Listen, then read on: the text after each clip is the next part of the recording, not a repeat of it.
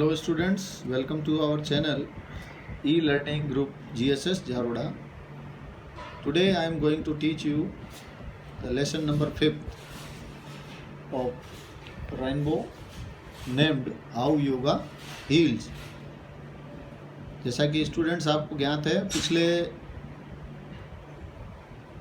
Video में मैंने आपको इस चैप्टर में क्या पढ़ना है about the lesson and the author जाना हमने, और किस तरह से टिमोथी वर्जिन जो हैं वो वर्ल्ड लेवल पर योगा जैसी चीज़ को लोगों तक पहुंचाने का काम कर रहे हैं, और बताया उन्होंने कि किस तरह से ये हमारे लिए स्वास्थ्य के लिए कितना बेनिफिशियरी है एंड ऑल्सो इसके अलावा उन्होंने ये भी बताया कि इसके थ्रू हम बहुत सी जो डिजीजेज हैं उनको क्योर कर सकते हैं, बीमारियों का इलाज कर सकते हैं, ऐसा हमने जाना। आइए अब हम प्रॉपरली इसको लाइन टू लाइन पढ़ते हैं। तो फर्स्ट जो पैराग्राफ है उसकी शुरुआत करते हैं। It has become common knowledge, writer बता रहे हैं कि it has become common knowledge. ये क्या हो गया है? कॉमन नॉलेज हो गया है, एक सामान्य जानकारी हो गई है, सामान्य बात हो गई, यानी एवरीबडी नोज, प्रत्येक आदमी इस बात को। कॉमन नॉलेज हो जाने का मतलब, किसी चीज़ का कॉमन हो जाने का मतलब क्या होता है? सर्वव्याप्त हो जाना, सबको जानकारी हो जाना। तो नॉलेज, तो कॉमन नॉलेज का मतलब सबको ज्ञात है। It has become common knowledge, ये एक सामान्य, बोलो, जानकारी हो गई है। क्या क्या जानकारी होगी? That yoga is good for you, yoga आपके लिए क्या है? अच्छा होता है। योगा जो एक एक्सरसाइज है वो आपके लिए अच्छी होती है। ये बात अब क्या हो गई है? लोगों के बीच क्या हो गई है? सामान्य हो गई है, कॉमन हो गई है। सब जानते हैं इस बात, लेकिन करता कोई नहीं है, हैं? जानते सब हैं। और फॉर योर काइंड इन्फॉर्मेशन, आपकी जानकारी के लिए बता देना चाहता हूँ कि ये भारत की ही देन है, प्राचीन भारत की देन है योगा। एंशियंट टाइम में यहाँ पर लोग योगा को बहुत अच्छे से प्रैक्टिस करते थे, योगा को अपनाते थे। लेकिन दुर्भाग्य है कि आज यूरोप या वेस्टर्न कंट्रीज के लोग इसको अपना रहे हैं और हम इससे भुला रहे हैं, और उसकी क्रिटिसाइज भी करते हैं कि इसमें क्या पड़ा है, इससे क्या होगा, है? उसका कारण है क्योंकि हम तुरंत रिजल्ट चाहते हैं। आज की जो मानसिकता के लोग हैं, हम इंडियंस जो हैं विशेष रूप से, वो तुरंत रिजल्ट चाहते हैं। रिजल्ट तुरंत मिल जाना चाहिए। जो भी हम काम कर रहे हैं उसका रिजल्ट क्या मिल जाना चाहिए, चाहे वो किसी बीमारी का इलाज ही क्यों नहीं करवा रहे हैं हम, तो हमको क्या लगता है कि तुरंत हमको उसका ट्रीटमेंट का फर्क लगने लग जाना चाहिए। लेकिन योगा में ऐसा नहीं है, इट टेक्स टाइम, ये टाइम लेता है। और पहली बात तो ये बीमारी लगने ही नहीं देता है। अगर आप इसको शुरू से फॉलो कर रहे हैं, योगा प्रैक्टिस को अपने लाइफ में आपने अगर मान लीजिए फॉलो कर रखा है, आप उसको प्रैक्टिस को करते हैं, योगा करते हैं, तो बीमारी आपके नज़दीक ही नहीं आएगी। तो एक कहावत है, आपको ध्यान ही है, prevention is better than cure, है? Prevention is better than cure. बचाव जो होता है वो इलाज से क्या होता है? बेहतर होता है। तो योगा तो एक प्रिवेंशन है। अगर आप इसको ये अपने लाइफ में एक एक्सरसाइज के रूप में, जैसे आप जिम वगैरह में जाते हैं, एक्सरसाइज करते हैं, पता नहीं कितना पसीना बहाते हैं, पैसे खर्च करते हैं, उसी तरह योगा को भी हम क्या कर सकते हैं? अपना सकते हैं। तो आइए, बहुत इंपॉर्टेंट बात चल रही थी। It has become common knowledge that yoga is good for you. ये कॉमन नॉलेज हो गई है, लोगों को सामान्य रूप से ये जानकारी हो गई कि योगा जो है सबके लिए क्या है? अच्छा है। इसको करेंटली मीन्स नाउअडेज, इन दिनों, आजकल, योगा इज बीइंग यूज्ड। देखिए किस तरह से ये कॉमन हो गया है, इसका उदाहरण आ रहा है। आजकल currently yoga is being used, passive voice है ये, प्रेजेंट कंटिन्यूअस का, या जा रहा है, ही जा रही है। क्या चीज़ कह रहा है? आज लेखक बता रहा है कि आजकल योगा जो है इसका उपयोग किया जा रहा है एज ए थेरेपी, यानी ये शरीर को स्वस्थ रखने का तो काम करता ही करता है? It makes our body healthy, ये तो है ही है इसका काम। लेकिन ये बीमारी लग जाने के बाद भी कई बीमारियों का क्या है? ये ट्रीटमेंट है। थेरेपी है। थेरेपी मीन्स इलाज, क्योर, ट्रीटमेंट, इसके बहुत से वर्ड्स हैं ना। तो currently yoga is being used as a therapy for cancer. देखिए कौन कौन सी इन बीमारियों के नाम आपको याद रखने होंगे अच्छे से, क्वेश्चन बन सकता है इसमें आगे जाकर। कैंसर जैसी बीमारी जानते ही हैं आपको, जिसको कर्क कहते हैं हिंदी में, ध्यान है क्या? कर्क कहा जाता है इस रोग को, हिंदी में क्या कहा जाता है? हाँ। देन इनफर्टिलिटी, उसके बाद में दूसरी बीमारी बताइए इनफर्टिलिटी, बांझपन का, जैसे बैरननेस कहते हैं जिसको, है ना, यानी जैसे धरती जो होती है वो अनउपजाऊ बन जाती है, जब उसमें कोई फसल नहीं लगती है तो उसको हम क्या कहते हैं? बैरन लैंड या इनफर्टाइल लैंड का कहते हैं ना। तो इनफर्टिलिटी यानी निसंतानता कहा जाता है, जिस बांझपन, जिनको बच्चा नहीं होता, उस रोग का भी क्या है? हाँ। तो देखिए कितनी बड़ी बीमारी भी आ गई, सामान्य बीमारियां भी आएगी आगे। इनफर्टिलिटी भी बड़ी बीमारी है एक तरह से, कैंसर बहुत बड़ी बीमारी है, लंग डिजीज, इसके अलावा जो हमारे जो फेफड़ों से संबंधित जो बीमारियां हैं, लंग माने आप जानते ही हैं, उसको भी क्योर करने में आजकल इसका यूज किया जा रहा है, उसकी थेरेपी के रूप में। मल्टीपल स्क्लेरोसिस, ये एक बीमारी है, मल्टीपल स्क्लेरोसिस, स्नायु तंत्रिका से संबंधित ये एक बीमारी है। ये हमारी जो स्नायु नर्वस सिस्टम होता है ना हमारी बॉडी में, उसकी संबंधित बीमारी है, जिसमें बॉडी पर कंट्रोल खत्म होने लग जाता है। क्या होता है? बॉडी पे से हमारा कंट्रोल खत्म होने लग जाता है। पहले हम ये जान रहे हैं कि बीमारी है क्या, कौन सी बीमारी? मल्टीपल स्क्लेरोसिस नाम की जो बीमारी है, इसमें बॉडी पर नियंत्रण क्या हो जाता है? खत्म हो जाता है, और धीरे धीरे उसमें कई जो हमारी कैपेसिटीज हैं, क्षमताएं हैं, समझने की, सूंघने की, है, ये धीरे धीरे क्या हो जाती है? कमज़ोर होने लग जाती है। देखिए पीछे इसके बारे में डिटेल में दिया गया है, ग्लोसरी देखें इसकी, ग्लोसरी में पूरी डिटेल दी है इसकी। मल्टीपल स्क्लेरोसिस देखिए मिला, ये रहा मल्टीपल स्क्लेरोसिस, अ डिजीज, एक ऐसी बीमारी ऑफ द नर्वस सिस्टम, किस सिस्टम की? स्नायु तंत्रिका संबंधी, है ना, नर्वस सिस्टम से संबंधित है। दैट गेट्स वर्स, जो कि और क्या हो जाती है? खराब हो जाती है, बीमारी और बढ़ जाती है, वर्स हो जाती है। वर्स का मतलब जानते हैं आप, बैड का कंपैरेटिव डिग्री है, यानी बदतर हो जाती है। कब? Over a period of time, एक समय के बाद, विद, जिसमें क्या होता है? विद लॉस ऑफ फीलिंग, जिसमें लॉस ऑफ फीलिंग हो जाती है एकदम, यानी महसूस करना वो व्यक्ति क्या कर देता है? किसी भी चीज़ को महसूस करना बंद कर देता है। और and loss of control of movement and speech, और उसको अपने मूवमेंट पर यानी गति पर और अपनी बोलने पर, स्पीच पर क्या हो जाता है? कंट्रोल लॉस कर देता है वो, यानी उसको उस पर नियंत्रण नहीं रहता। Abnormal hardening of body tissues, इसके अलावा उसकी जो बॉडी जो टिश्यूज होते हैं, क्या होता है टिश्यूज माने? हाँ, उत्तक कहते हैं जिसको हिंदी में, ग्रुप ऑफ सेल्स, जो वो क्या हो जाती हैं? एबनॉर्मल रूप से क्या हो जाती है? एबनॉर्मल माने असामान्य रूप से क्या हो जाती हैं? हार्डनिंग हो जाती है। तो ये है बीमारी कौन सी? Multiple sclerosis. और एक और बीमारी आ रही है, उसी को डिस्कस कर लेते हैं क्योंकि नेक्स्ट नाम उसी का ही आ रहा है। तो कौन, किस बीमारी की बात कर रहे थे अभी हम? मल्टीपल स्क्लेरोसिस, जिसमें ये स्नायु तंत्रिका से संबंधित है। और इसमें होता क्या है? बोलो। ये एक समय के बाद बीमारी जो है बहुत ही वर्ष हो जाती है, जिसके कारण आपका जो लॉस ऑफ फीलिंग हो जाती है। एक तो व्यक्ति का महसूस करना खत्म, मतलब महसूस नहीं कर सकता। बोलो भाई, बोलो ना।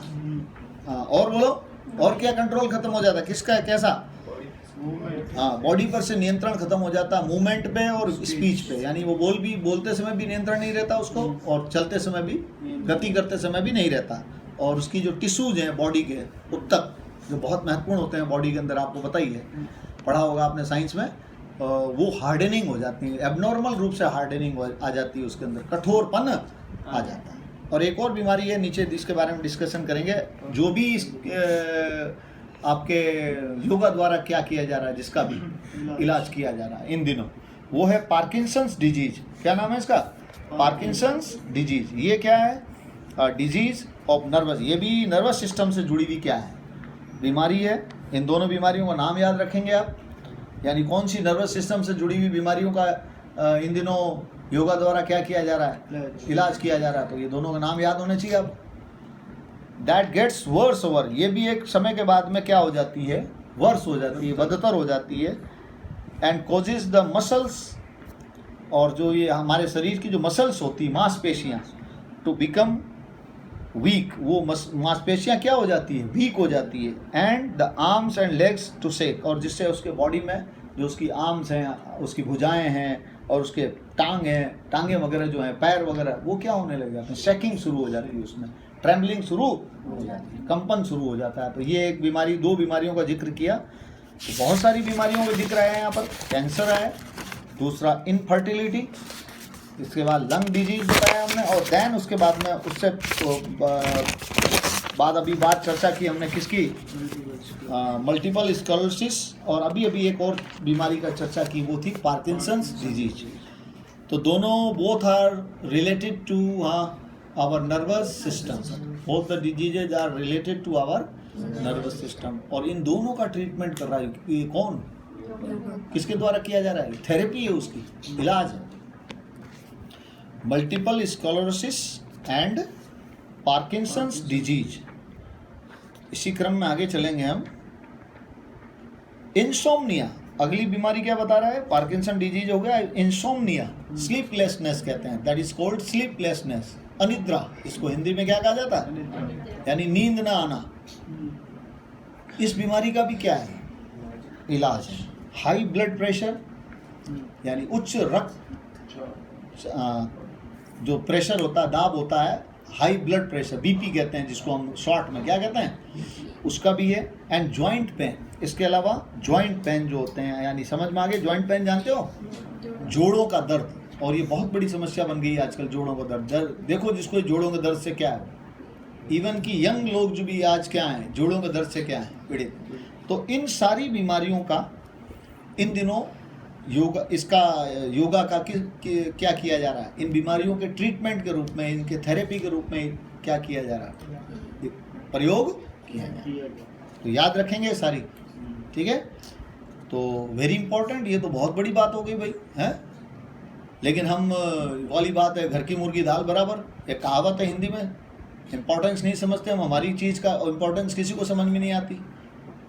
यहीं अगर विदेश से कोई आकर के हमको कहेगा कि ये चीज़ करो तो हम तुरंत मान लेते हैं, जबकि ये जो तो हमारी है भाई, हमारे ऋषि मुनियों ने दी है, इंडियंस लोगों ने इसको शुरू से ही अडेप्ट कर रखा था। और इन दिनों में, इस पिछले कुछ वर्षों में हमने इसे भुला दिया। और लकीली अभी कुछ हमारे देश के जो, जैसे बाबा रामदेव जी का नाम सुना होगा, ऐसे और भी कई लोग हैं जो इसको प्रमोट कर रहे हैं, बढ़ावा दे रहे हैं। तो हमें इसका लाभ लेना चाहिए, ठीक है। चलिए, yet there is very little awareness, वही बात अभी जो हमने कही थी। फिर भी मतलब ये बातें ये एक कॉमन नॉलेज होगी कि yoga is good for you, good for us, है, ये कॉमन नॉलेज है। और वी नो इट कि it is used, it is being used as a therapy for cancer, infertility, lung diseases, in multiple sclerosis, Parkinson's diseases, insomnia and many others हैं। इसके बावजूद भी yet there is very little awareness, फिर भी क्या है, बहुत ही कम क्या है, अवेयरनेस है, जागरूकता है इसके बारे में।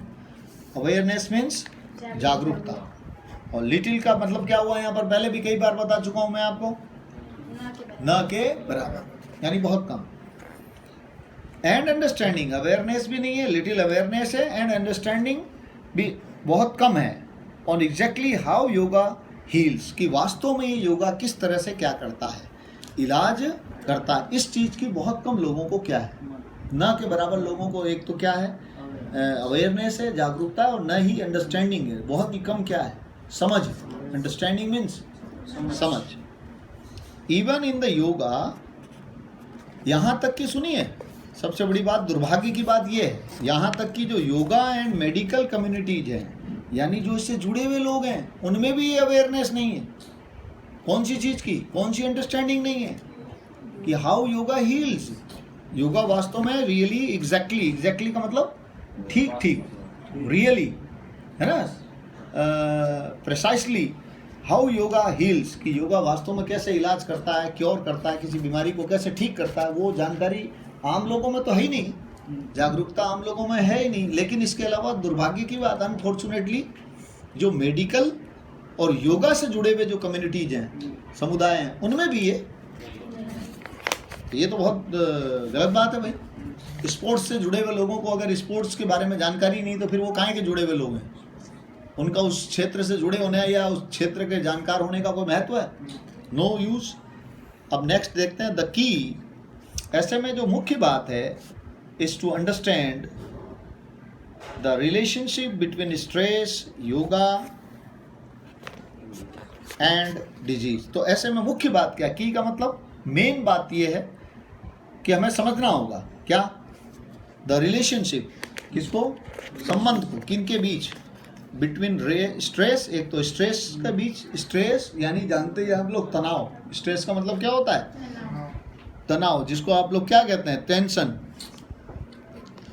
योगा एंड डिजीज, इनके बीच के रिलेशन को क्या करने की आवश्यकता है, समझने की आवश्यकता है। ये बहुत ज़रूरी है, ये वो बहुत ही मुख्य बात है। तो मेन सार क्या निकला अभी हमारा फर्स्ट पैराग्राफ का, कि बहुत ही कम अवेयरनेस है लोगों को, बहुत ही कम अंडरस्टैंडिंग है, तो इसे बढ़ाना होगा।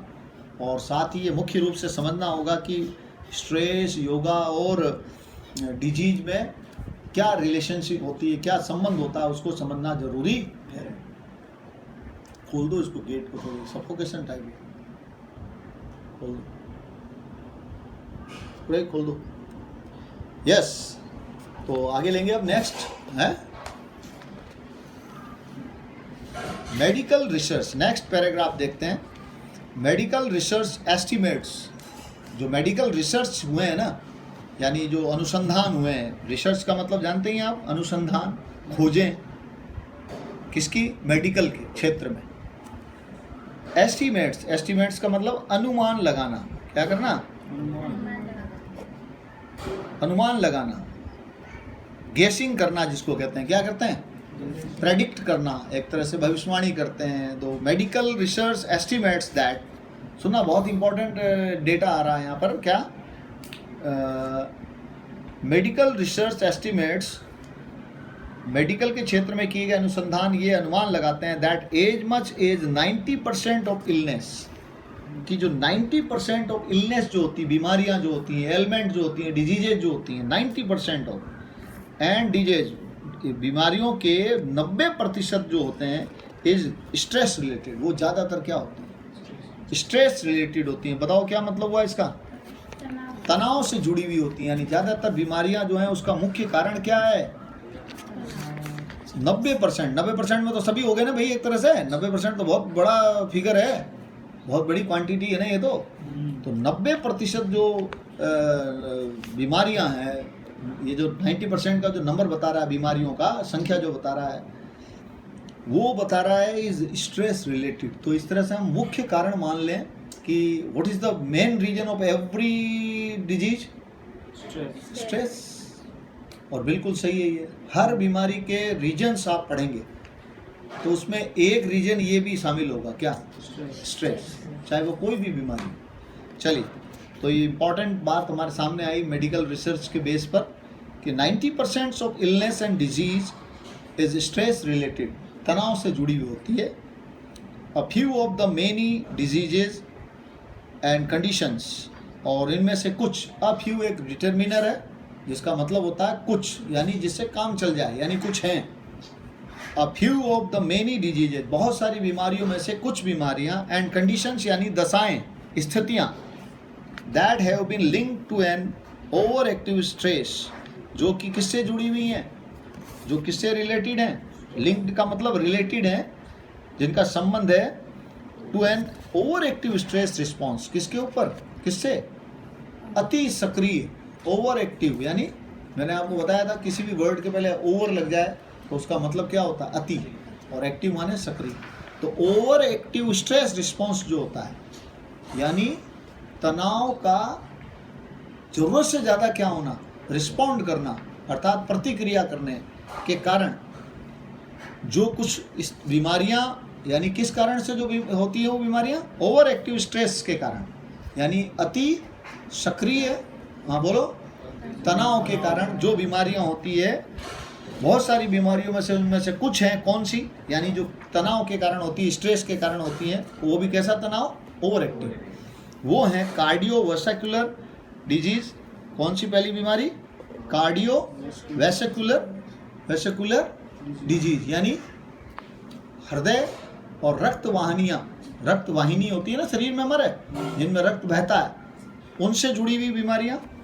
और कार्डियो माने जानते हैं आप, कार्डियोलॉजिस्ट कहता है ना, हृदय विशेषज्ञ कहते हैं जिस डॉक्टर को, तो कार्डियो माने हृदय संबंधी, और वैस्कुलर डिजीज और रक्त वाहिनियों संबंधी जो बीमारियां हैं। डिप्रेशन, इसके अलावा डिप्रेशन का मतलब जानते हैं आप लोग, निराशा, हताशा, एंग्जाइटी, चिंता, एंग्जाइटी माने चिंता। ये क्या पढ़ रहे हैं हम, ये क्या पढ़ रहे हैं अभी हम, ये अभी किसका डिस्कशन चल रहा है, ओवर एक्टिव स्ट्रेस रिस्पॉन्स से संबंधित जो बीमारियां हैं, से जुड़ी हुई जो बीमारियां हैं, जिनका भी ये इलाज करता है, जिनके इलाज में भी ये आपके योगा जो है वेरी इम्पॉर्टेंट है ना। और ये चीज़ सिद्ध कर रहा है क्या, अभी एक बात पढ़ी थी हमने, मेडिकल रिसर्च का एक एस्टीमेट जो पढ़ा था, क्या था, 90% ऑफ डिजीजेज है ना, या इलनेस जो है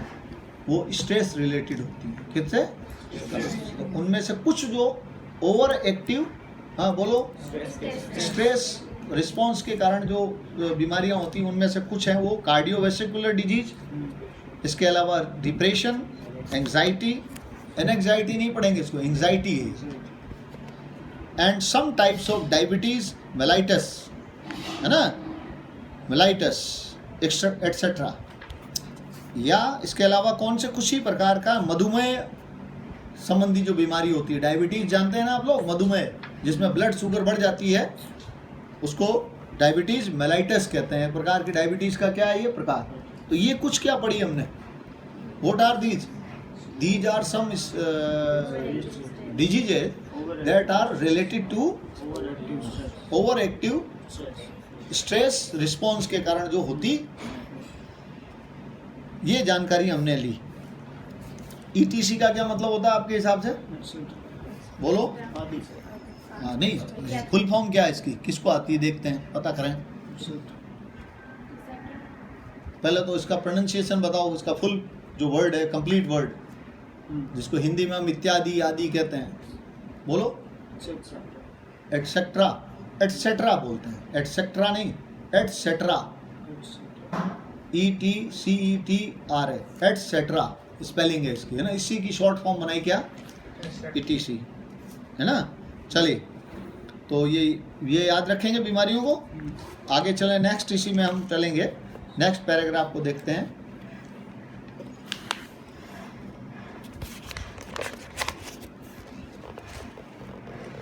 What we feel is stress, हम जो तनाव के रूप में जिसको महसूस करते हैं, What we feel is stress, किस रूप में, तनाव के रूप में जिस चीज़ को महसूस करते हैं, ये क्या है, ये तनाव है क्या, व्हाट इज स्ट्रेस, ये है is the product of sympathetic nervous system. ये किसका उपज है, ये किसका उत्पाद है, किससे पैदा होता है, ये पैदा होता है सिंपैथेटिक नर्वस सिस्टम से। हमारी बॉडी के अंदर एक अनुकंपी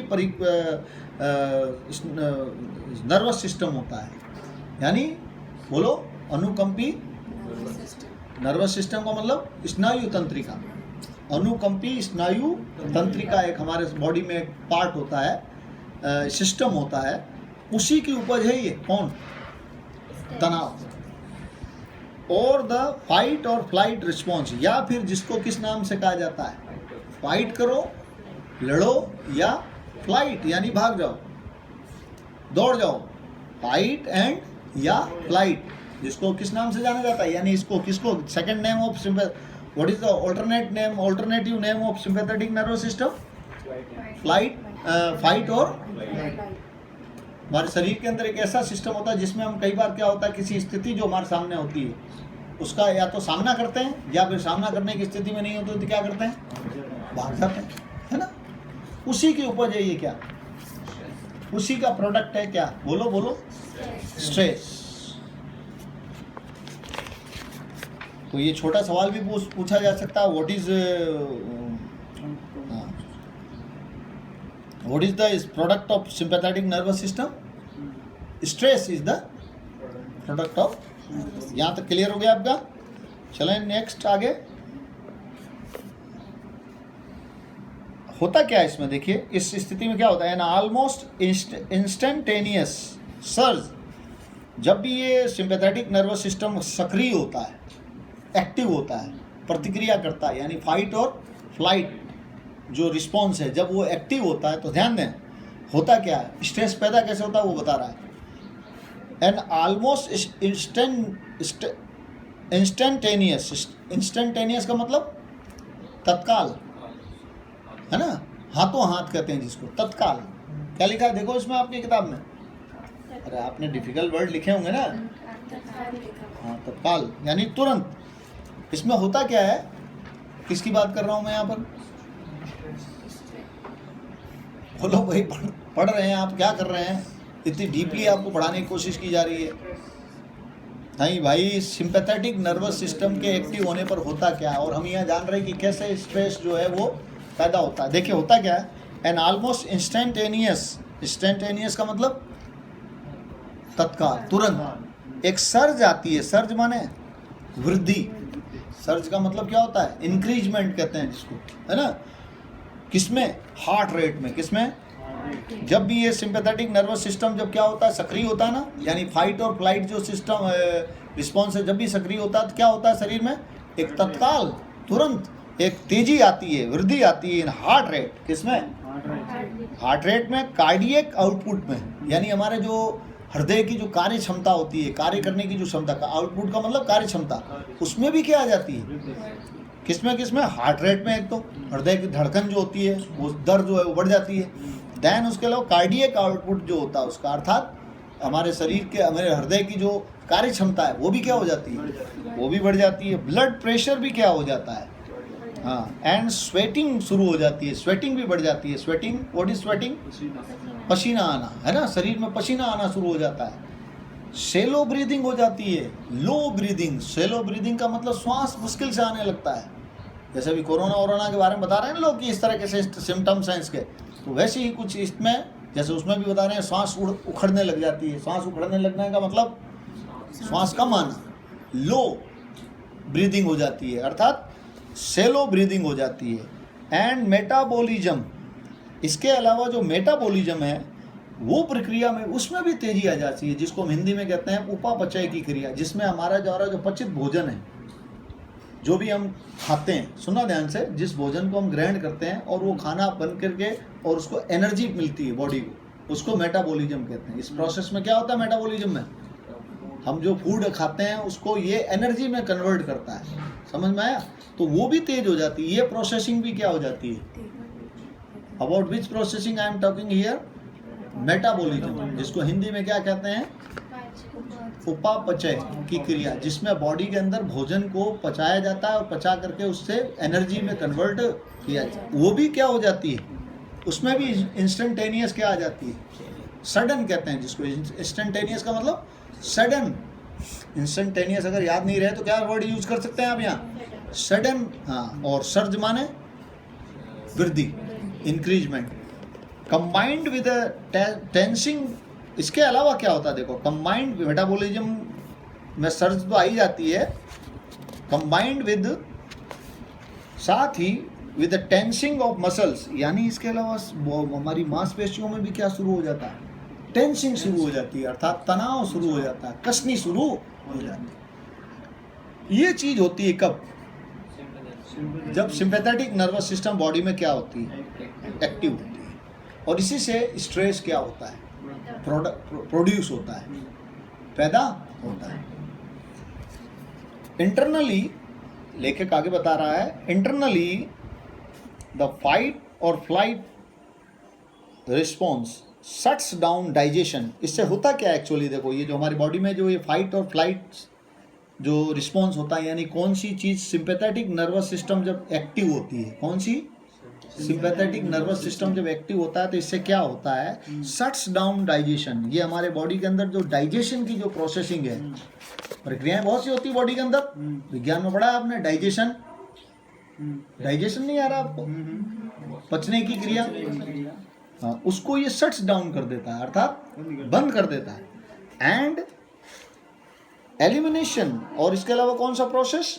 एलिमिनेशन के प्रोसेस को, यानी उत्सर्जन, जिसमें शरीर से कुछ ना कुछ बाहर निकलता है। कौन चीज बाहर निकलती है शरीर से उत्सर्जन में, बताओ? विज्ञान पढ़ी है ना आपने, साइंस पढ़ी है ना भाई। उत्सर्जन की क्रिया में कौन सी चीज बाहर निकलती है शरीर से? अरे भाई अपशिष्ट, अरे भाई पसीना है, मल है, और भी कई अपशिष्ट पदार्थ हमारे शरीर से बाहर निकलते हैं। वो उसको क्रिया को क्या कहते हैं?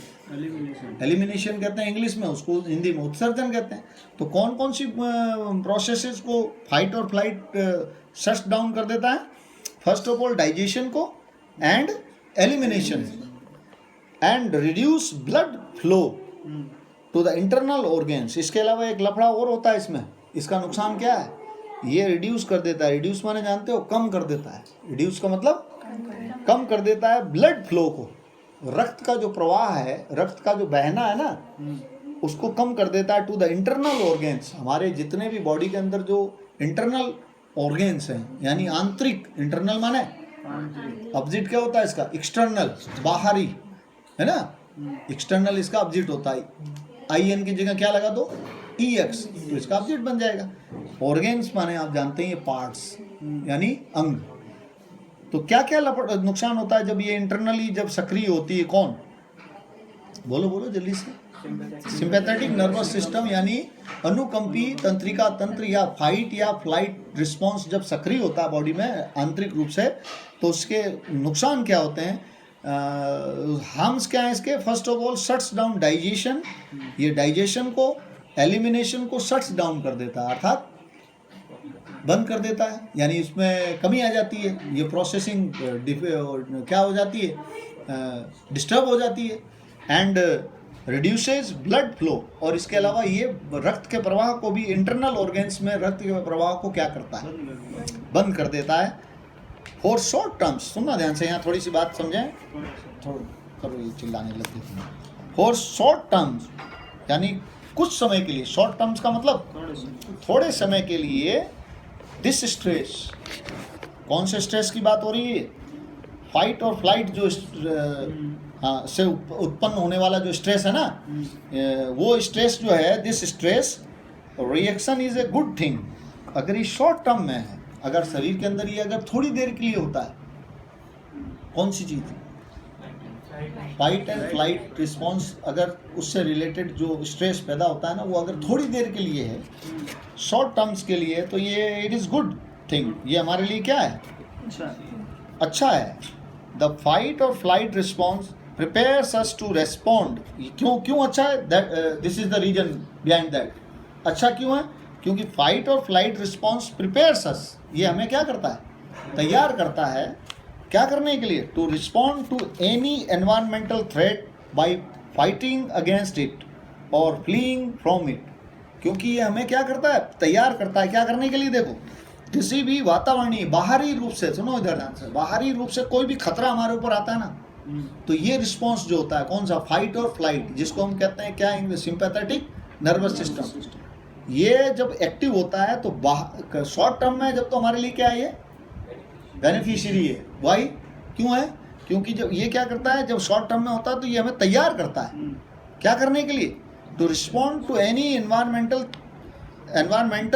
थ्रेट। बाहरी कोई भी खतरा हमारे ऊपर आता है ना, उसके लिए हमको क्या कर देता है? लड़ने के लिए तैयार कर देता है। बाय फाइटिंग अगेंस्ट इट, इसके विरुद्ध क्या करके? लड़ के, इसके विरुद्ध लड़ के, और फ्लीइंग फ्रॉम इट, या फिर इससे क्या करके? भाग कर, बच करके। तो दोनों ही स्थिति में ये हमारी बचत कर देता। लड़ने की क्षमता रहती है तो लड़ लेता है उस बाहरी खतरे से, एनवायरमेंटल थ्रेट से। थ्रेट्स का मतलब यहाँ क्या है? डेंजर्स, ठीक है। और या फिर जब लगता है कि not possible to fight against them, तो फिर वो उससे अपने आप को बचा लेता है, यानी अवॉइड करता है उसको, उससे बचने की कोशिश करता है। तो शॉर्ट टर्म में अगर ये है, तब तो क्या है? बेनिफिट, इस तरह से, है ना। बट लॉन्ग टर्म, अब बात करते हैं हम इसकी। क्या ये स्ट्रेस जो है, अगर ये लॉन्ग टर्म में है, किसमें है? अगर ये लॉन्ग टर्म में है, तो इसका क्या होता है नुकसान? देखें आप, continuous exposure to stress but long term continuous exposure to stress is harmful. लगातार अगर इसका एक्सपोजर यानी लगातार जो है ये तनाव जो है बढ़ रहा है लगातार लंबे समय तक, तो ये हार्मफुल है। क्या है? हार्मफुल है। Placing excess wear and tear on the body's, इससे क्या होता है? लगातार अगर फाइट एंड फ्लाइट रिस्पॉन्स चल रहा है बॉडी में, अर्थात मीन्स सिंपैथेटिक नर्वस सिस्टम अगर ज़्यादा समय तक एक्टिवेट है, काफ़ी देर तक यानी लॉन्ग टर्म तक, तो उसका नुकसान क्या होगा? प्लेसिंग एक्सेस का मतलब ज़्यादा, अधिक। Wear and tear on the body's system, हमारे शरीर की जो सिस्टम्स हैं, बहुत से सिस्टम्स हैं हमारे बॉडी में, उन सिस्टम्स पर बहुत ही ज़्यादा क्या होती है? टूट फूट होती है अगर ये लगातार लंबे समय तक क्या है? सक्रिय सिंपैथेटिक नर्वस सिस्टम, या जिसको फाइट और फ्लाइट रिस्पॉन्स कहते हैं, लगातार अगर हमारे शरीर में, तो प्लेसिंग एक्सेस का मतलब अधिक, ज़्यादा। वेयर एंड टेयर का मतलब टूट फूट। वेयर एंड टेयर का मतलब क्या होता है? हाँ, on the body's system and severely limiting the bodies natural maintenance. और ये फिर ऐसा करके क्या करता? टूट फूट तो होती है, साथ ही ये बहुत ही गंभीर रूप से, सीवियरली का मतलब सीरियसली, गंभीरता से, limiting the bodies natural maintenance and healing abilities. Body के अंदर देखो, सुनो आप ध्यान से सुने, जैसे कह रहे हैं कोरोना से हम खुद लड़ते हैं, हमारे बॉडी खुद लड़ सकती है कोरोना से।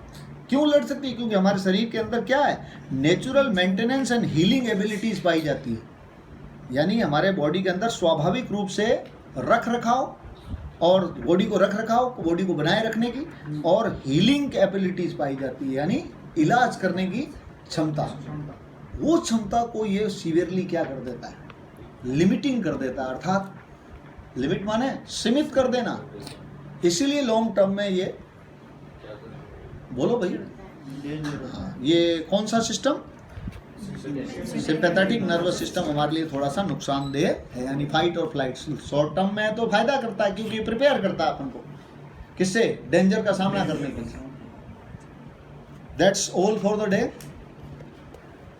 होप करते हैं कि आपको समझ आया होगा, और थोड़ा डिफिकल्ट भी है थोड़ा समझने की, साइंटिफिक साइंस से रिलेटेड चैप्टर है, तो थोड़ा सा आप इसको एक बार अपने लेवल पे भी पढ़ेंगे। इजीली समझ में आया क्या समझ में? बिल्कुल आ जाएगा, आगे भी हम देखेंगे। तो नेक्स्ट वीडियो में हम इसके बारे में चर्चा करेंगे। आज के लिए इतना ही बहुत है। Thank you.